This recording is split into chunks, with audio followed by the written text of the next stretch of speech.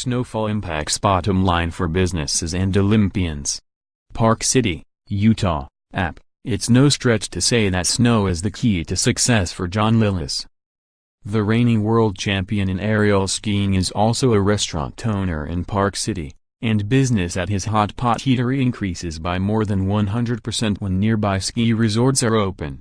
So, when winters grow warmer and ski season starts later, Park City and Vail in Colorado are among the western resorts to push back openings by about a week in each of the last 2 years. Not only does it affect Lillis' ability to train and, as is the case this year, prepare for the Winter Olympics, it also affects the bottom line at his business.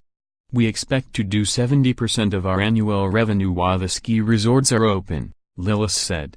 "So, the longer they're not open, and it seems to be getting later and later every year, the window where we're making all that money gets smaller. In ski towns, it's the tourism market that keeps business alive." A study commissioned by the Natural Resources Defense Council and the athletes group Protect Our Winters found that the 23 million people who participate in winter sports added an estimated $12.2 billion each year to the U.S. economy. Restaurants and bars contribute about 31,600 jobs and $942 million in economic value. But as ski seasons grow shorter, all those numbers have declined, about $1.07 billion gone between 1999 and 2010, and bad skiers take a significant toll on most every business in a ski town such as Park City, Vail or Snowmass.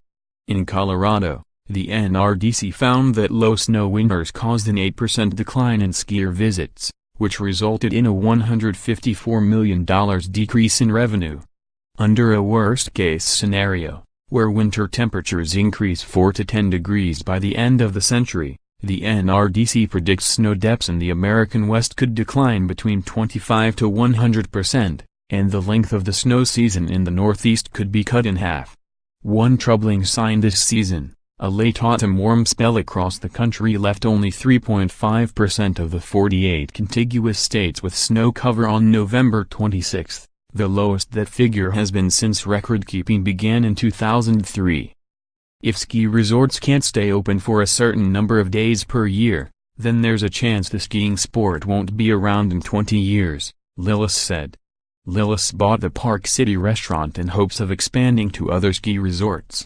He knows that soon, he will depend on his business, not his athletic talent, to make his living.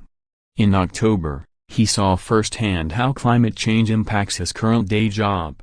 Ahead of February 9 to 25 Winter Olympics in South Korea, he and the U.S. aerials team traveled from Park City to glaciers in Switzerland and Finland so they could train on snow that hadn't fallen yet in Utah.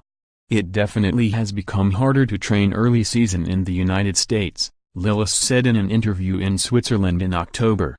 "Right now, to train in an environment, it's 65-70 degrees. There's not a chance for any training, back home, over the next month or month and a half." In fact, the team returned to Park City with the hope of training at home starting in December. But with little snow to work with, it took extra effort to build a jump. The team only got in 2 days of training before heading to China for this season's first World Cup event. All of which means that in addition to altering the training schedule, business at Lillis' restaurant, Shabu Shabu, will take longer to pick up. For a skier who is also a business owner in a ski town, it's a double-edged problem.